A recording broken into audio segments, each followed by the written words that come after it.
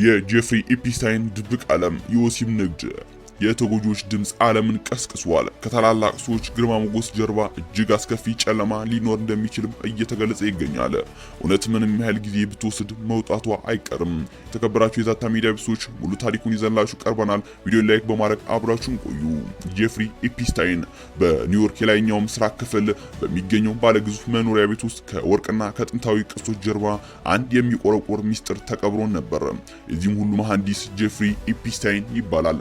እንደ ኢሮፒያን አቆጣጠር በ1953 በብሩክሊን ተወልዶ ያለ ዲግሪ በታዋቂው የዳልተን ትምህርት ቤት መምህር ለመሆን ያበቃው ይህ ሰው የሂሳብ ቀመሮች ብቻ ሳይሆን የሰዎችን ደካማ ጎን የማንበብ ልዩ ተሰጥኦ ነበረው።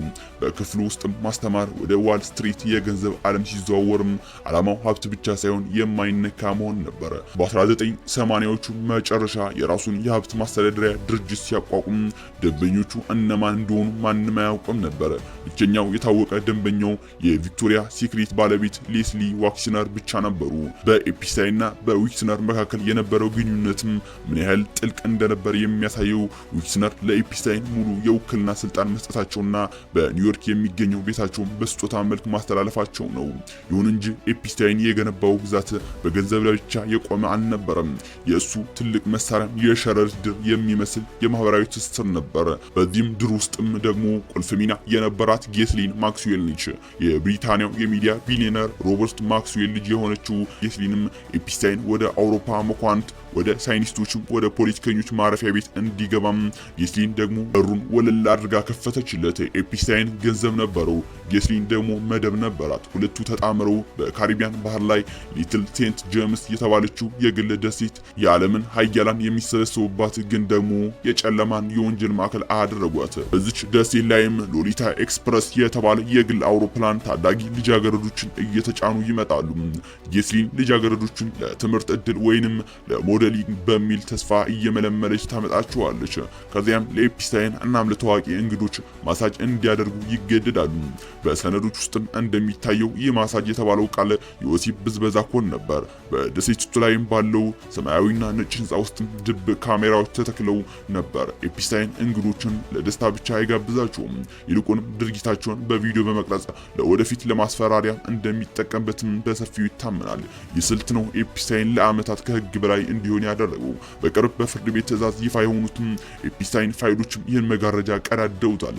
በሺዎች የሚቆጠሩ ገጾች ውስጥም እንደ ቢል ክሊንተን፣ ዶናልድ ትራምፕ እናም ሉል አንድሪው ያሉ ስሞችን በጉልህ ሰፍረዋል። ቢል ክሊንተንም ዶ 36 በሚል ኮድ በሰነዶች ውስጥ የተጠቀሱ ቢሆንም ምንም እንኳን ወንጀል መፈጸማቸው ባይረጋገጥም በኢፕስታይን አውሮፕላን ላይ ደጋግሞ መጓዛቸው ግን ትልቅ ጥያቄ አስነስቷል።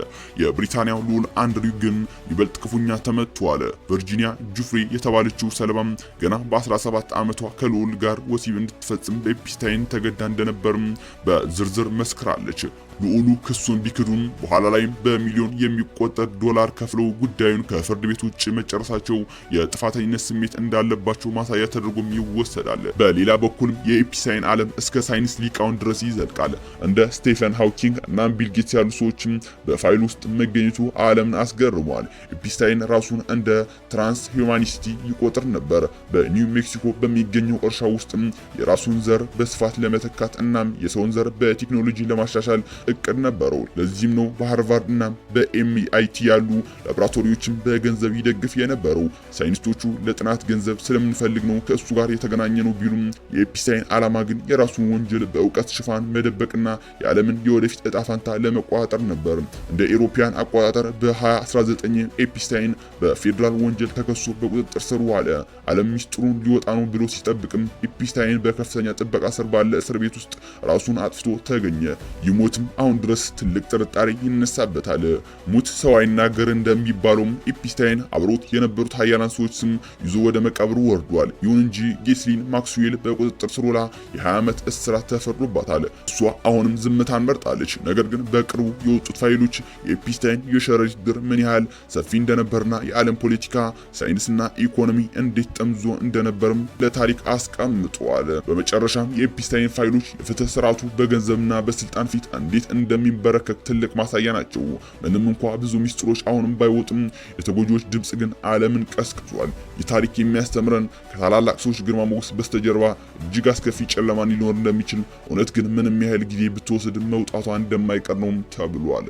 የተከበራችሁ ውድ የዛታ ሚዲያ ቤተሰቦች ለዛሬ ይዘንላችሁ የቀረብነው ይህን ይመስላል። ቻናሉን ሰብስክራይብ በማድረግ ቪዲዮን ላይክ በማድረግ ሀሳብ አስተያየታችሁን ኮሜንት ስር አስቀምጡልን።